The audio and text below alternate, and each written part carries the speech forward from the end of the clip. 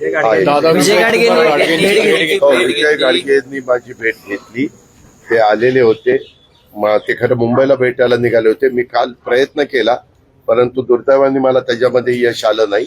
मी असं म्हणत होतो, त्यांच्याबरोबर जे काही एक पोलिसांची गाडी होती त्याच्यातल्या म्हणजे माझा एक सुरेश बिराजदार म्हणून धाराशिवचा राष्ट्रवादी काँग्रेस पक्षाचा माजी जिल्हाध्यक्ष आहे, ते मला मुंबईमध्ये भेटले. ते म्हणले की आपण तिथं, मी म्हणलं की बाबा फोनवर किंवा व्हिडिओ कॉलवर आपण त्याच्याशी संपर्क साधू.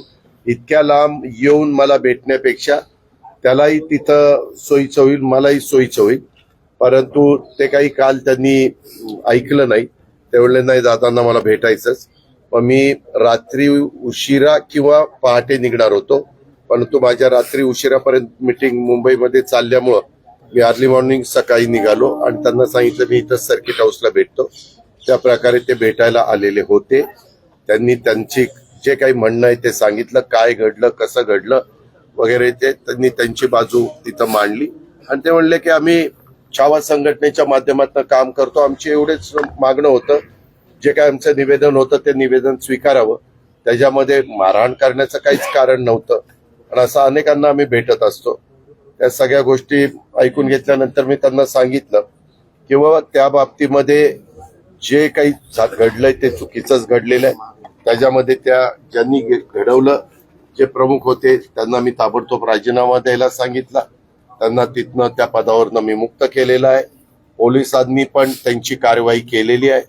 पोलिसांनी पण 11 का 9 काहीतरी नावं दिली होती.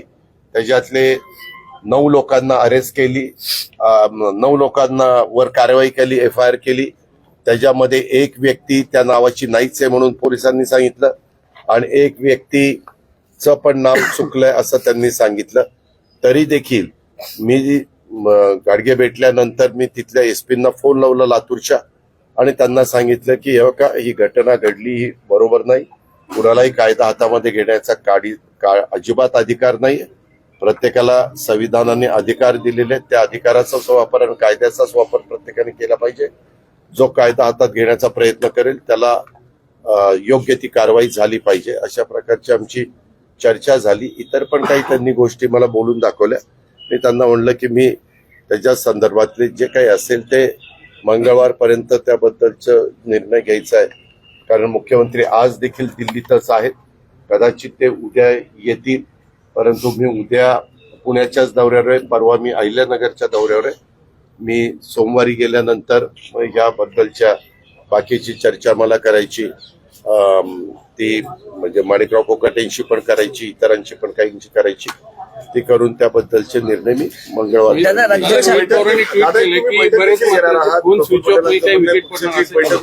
त्यानंतरच माणिकराव कोकाटेंच्या संदर्भातला सांगितलं ना की त्या संदर्भामध्ये मी सोमवारी मुंबईला जाणार आहे. दादा, राज्याच्या आरोग्य विभागाचा बोला त्याचं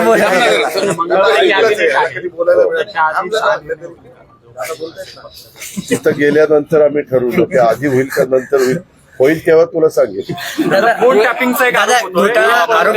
आरोग्य विभागाचा एक आरोप करतोय की काही मंत्र्यांचे फोन टॅप होत आहेत, त्यामुळे हे मंत्री फोन बंदच करून ठेवतात आणि अशी शंका त्यांनी ट्विट केलेलं आहे आणि असं थेट आरोप करतायत. तुम्हाला सांगू का, कुणी आरोप करण्याचा प्रत्येकाला अधिकार आहे.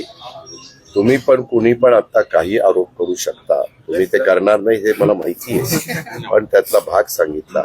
परंतु आरोप करणाऱ्यांनी काही प्रूफ दिलं पाहिजे. काय होतं, आरोप करायचे आणि प्रूफ काहीच द्यायचं नाही. काहीतरी दाखवलं पाहिजे ना की हे अशा अशा पद्धतीनं होतं, तर त्या आरोपाला मध्ये काहीतरी तथ्य पुरावा तर काहीतरी पाहिजे. दादा एक फक्त जास्तच आरोप करायला लागले. मला माहित नाही, तर तू बघ. दादा, आरोग्य विभागाचा एक प्रश्न आहे. 2100 कोटी रुपयाचं एक टेंडर सुमित फॅसिलिटी नावाच्या अमित सोळंकेंना देण्यात आलं होतं अँब्युलन्ससाठीचं. त्यांना काल झारखंडमधून अटक केली आहे. BVG ग्रुपचं जे टेंडर होतं ते काढून त्यांना कुठलाही अनुभव नसताना ते 2100 कोटी रुपयांचं टेंडर देण्यात आलं. तो घोटाळा समोर आलाय. राज्यात कुठे दिलं? अटक झाली झारखंडमधनं त्यांना काल. अरे, श्रीकांत शिंदेच्या वेळेस ते दिलं होतं. दिलं नव्हतं उगीच काहीतरी सांगू नको. एक मिनिट त्यावेळेस ते चालू होती प्रोसेस चालू होती, परंतु आचारसंहिता लागली, निवडणूक लागली, त्यावेळेस थांबलं बाबा. असं काय करतो? आता देवेंद्र फडणवीस मुख्यमंत्री झालेले आहेत. आता माझ्या माहितीप्रमाणे ती मॅटर कोर्टामध्ये पण गेलेली होती. कोर्टाने पण त्याच्याबद्दलचे काही त्यांचं मत आहे ते त्याच्यामध्ये सांगितलेलं आहे. आता तुम्ही आता वेगळी माहिती देता. उद्या शनिवार आहे, रविवार आहे, परवा, पण सोमवारी गेल्यानंतर मी त्याच्याबद्दलची माहिती घेईन. पण एक आहे, तुम्ही म्हणताय त्या व्यक्तीचं कदाचित टेंडर अजूनही तिथं आहे, पण मी क्लिअर माहिती घेतल्याशिवाय बोलणं उचित दिसणार नाही. मी माहिती घेऊन सांगतो.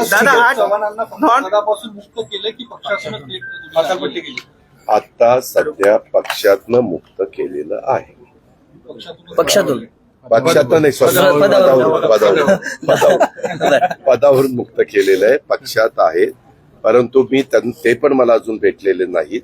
पण मी त्यांना भेटल्यानंतर मी काय ट्विट केलं पत्रकार मित्रांनो, तुम्ही ते सगळं पाहिलेलं आहे.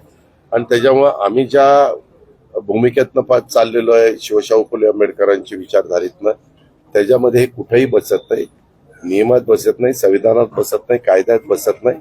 कुणीही हातामध्ये कायदा घेण्याचं कारण नाही. दुसरं मधल्या काळामध्ये मला मुंबईच्या पत्रकार मित्रांनी विचारलेलं होतं, तुमच्यातल्या एका आमदाराच्या भावावर काही त्यांनी फायरिंग केलं म्हणून. त्याच्यानंतरची सगळी वस्तुस्थिती मी माहिती घेतली. 4 लोक होते, त्याच्यामध्ये मांडेकर आडनावाची पण व्यक्ती होती, पण तो त्याचा सक्का भाऊ नाहीये. सक्का भाऊ अरे सक्का भाऊ नाही म्हणून सांगतो ना, भाऊ आहे.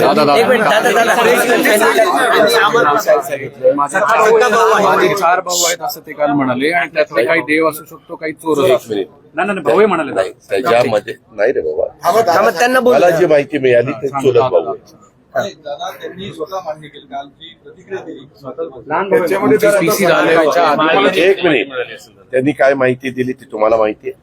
मला माहिती जी मिळाली ते त्यांचा चुलत भाऊ आहे.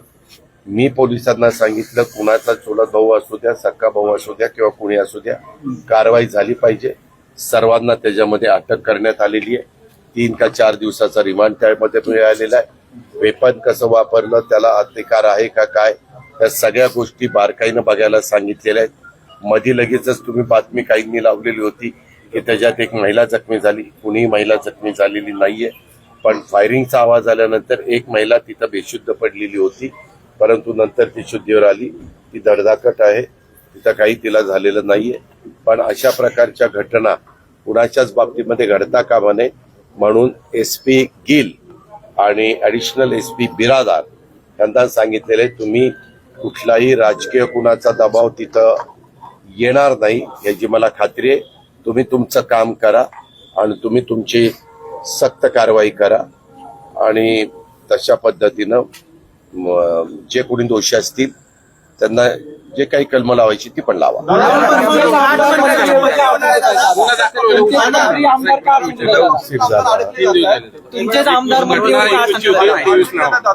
कुठल्या आमदार अडचणी? एक मिनिट, उद्याच्याला तुमच्या चुलत भावानी कुठं गोळी झाली तर तुझा काही संबंध आहे का? तुझा काही संबंध आहे का? हे का त्या व्यक्तीने कुठं काही चूक केली का? अनेकांचे अनेक नातेवाईक असतात. इथं आपण आता तुम्ही मला प्रश्न विचारतात, तुम्ही पण माझे लांबणं नातेवाईक ठरू शकतात, कारण अलीकडे सगळीकडे कॉस्मोपॉलिटन